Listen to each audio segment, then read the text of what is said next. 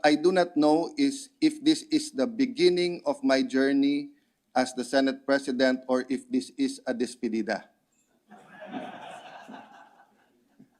Because unlike the office of the mayor, the office of the barangay chairperson, the office of the president, which are elected by the constituents, the Senate President serves at the pleasure of the majority of the Senate. For me, it's very significant because the number 13, in my limited knowledge of Hebrew language and culture, is about change, about a seasonal change. And yesterday, someone sent me that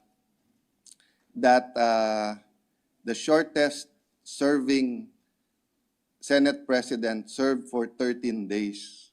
No?